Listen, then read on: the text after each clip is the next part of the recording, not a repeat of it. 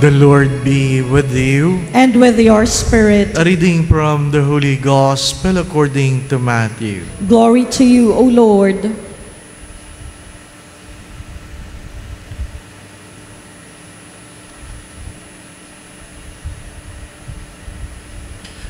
Jacob was the father of Joseph, the husband of Mary.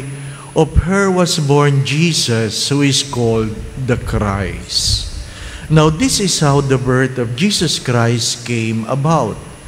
When his mother Mary was betrothed to Joseph, but before they lived together, she was found with child through the Holy Spirit. Joseph, her husband, since he was a righteous man, yet unwilling to expose her to shame, decided to divorce her quietly.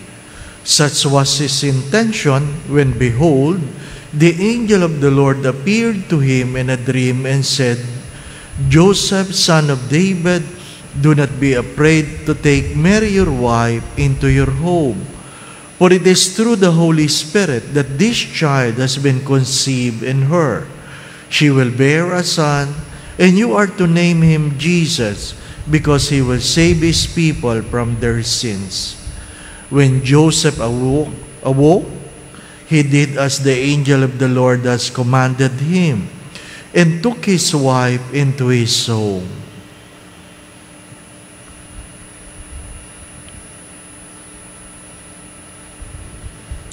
The Gospel of the Lord. Praise to you, Lord Jesus Christ.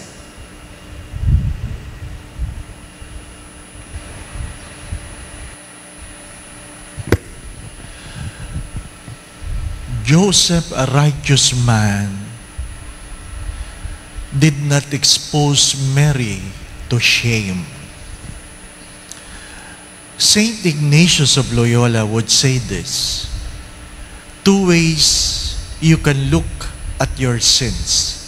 You can look at it with guilt, or you can look at it with shame. Ano pinagkaiba ng dalawa? Pag ikaw ay may kasalanan at ikaw ay nagigilty, yun ay dahil ikaw ay nahuli. Nahuli.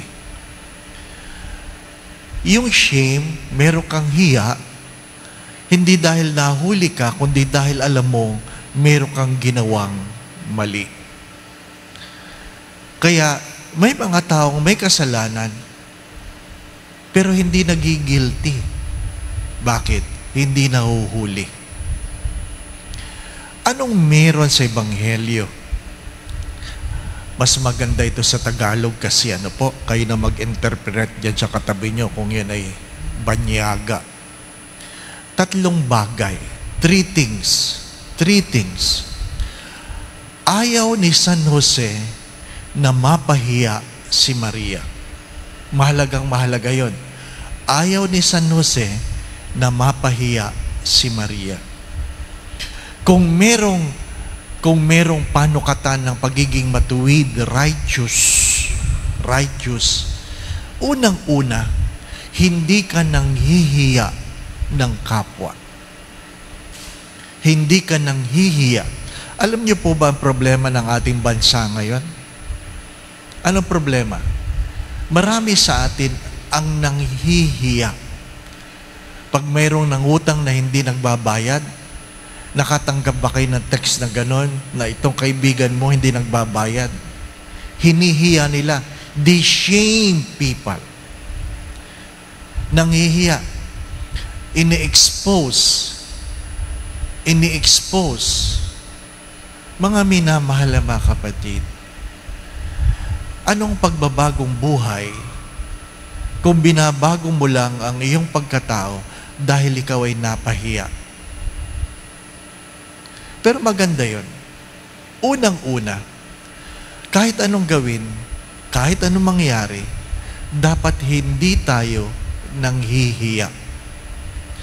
We should not put anybody to shame. Ikalawa, wala kang dapat ginagawang nakakahiya.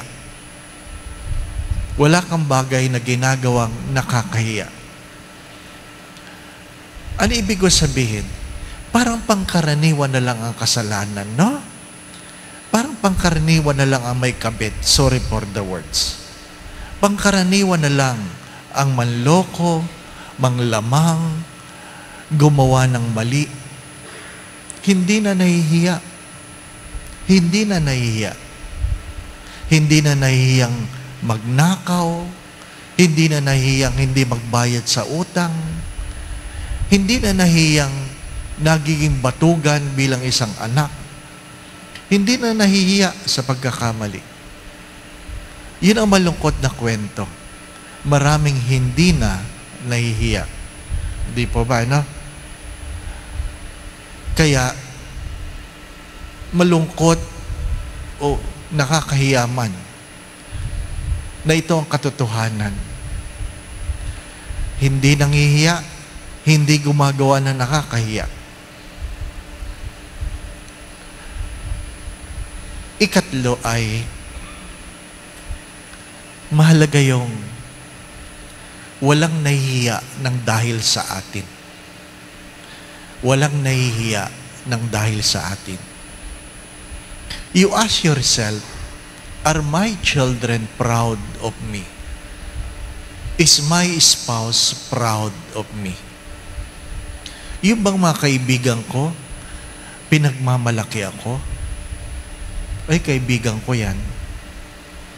O may mga taong ikinahihiya tayo dahil alam nila ang ating pagkatao. Maganda pong pagsuriin yun. The invitation of today's gospel, today's celebration, is a self-introspection, looking at myself, not other people. Look into yourself. Hindi ba ko nanghiya, nakakahiya, ikinahihiya ng ibang tao? Mga minamahal na mga kapatid, you have to understand this. To be righteous, ang pagiging matuwid ay dapat hindi nanghihiya, hindi gumagawa ng nakakahiya, at hindi ikinahihiya ng ibang tao. Suriin natin mga sarili. Bakit mahalaga ito? Because we were created in the image and likeness of God. Sa probinsya, hindi ko alam kung alam nyo ito. Kapag may kalokohang ginagawa ang isang tao, ano sabi nila? Naglalakad yan ng may tae sa ulo. Naglalakad na may tae sa ulo. May pupo sa ulo. Na hindi mo alam na nakakahiya pala. Nakakahiya pala. Ngayon po ay, ang titulo ay Saint Joseph, husband of Mary. Again, I say to the husband, you examine yourself. Examine yourself, because you define love as to order ourselves for the good of the other. A husband must order himself, his life. He has to put his life in order for the good of the other. For the good of the other. Hindi ikinahihiya, hindi nakakahiya, walang gawang ikinahihiya ng kanyang asawa. Inuulit ko, bilang isang lalaki, bilang isang mister, inaanyayahan ko ang bawat isa, itanong sa iyong sarili, wala ba akong ginagawang nakakahiya? Wala ba akong pinapahiya? Wala ba akong ikinahihiya bilang isang asawa? Sabi ng isang asawa, isang mister, hindi na ba ako mapapatawad ng aking misis na alam ko namang pinagsisihan ko na at matagal ko nang tinalikuran ang aking pagkakamali? Ano po sabi ko diyan? May mga kasalanan na pwedeng patawarin pero hindi kayang limutin. Kaya nga sa mga mister, mag-iingat kayo. Ano po? ayaw niyong maniwala. Ang mga misis, mas mabigat na investigador yan kaysa NBI. Ano pa? So, mister, iwasan ang nakakahiyang bagay sapagkat baka yan ay maisumbat sa iyo habang buhay. Ikalawa, a father succumbed to this depression.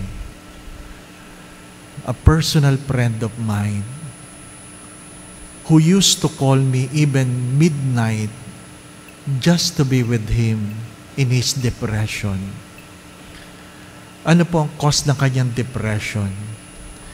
Hindi niya kayang tanggapin na sa kanyang pagiging mabuting ama, nalaman niya na mayroon siyang isang anak na drug addict. Nalaman niya ng kanyang isang anak ay drug addict. Sa akin, sa mga anak, please don't bring shame to your father. Don't bring shame to your parents. You do not know that regardless how strong they are, they also shed tears when they are alone. Feeling lang nating mga anak, matitibay ang dibdib ng ating mga ama, pero lumuluha din sila pag sila'y napapahiya. Remember that, my dear children. And third, sa amin pong seminaryo, ini-interview namin ng mga magulang at sinasabi namin sa kanila, yung anak po ninyo nag-a-apply sa seminaryo. Hindi ko makalimutan, palagi itong sinasabi ng mga ama sa kanilang mga anak, anak, kung ikahihiya ka rin lang ng simbahan, huwag kang magpapari. Maganda din yun, no? Maganda rin yun. Kung ikahihiya ka lang ng iyong asawa, huwag kang magpapakasal. My dear friends, my brothers and sisters, Saint Joseph is a righteous man, did not expose Mary to shame. The Lord be with you. And with your spirit. And may Almighty God bless you and your family, the Father, the Son, and the Holy Spirit. Amen. We now go in peace to love and serve the Lord. Thanks be to God.